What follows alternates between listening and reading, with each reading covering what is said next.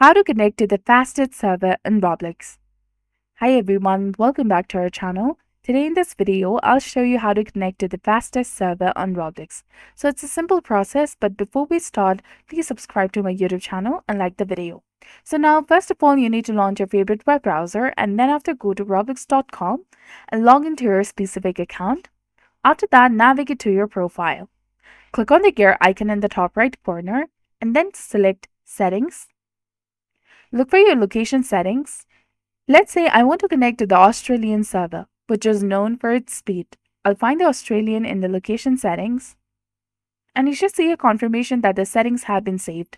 But as my location does not allow me to change my region or location, I'm not able to show you the steps, but if it's available in your region, you can easily find other location and then select it and save.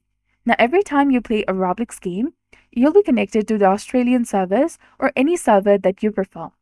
So this will reduce your ping and significantly decrease the lag while playing.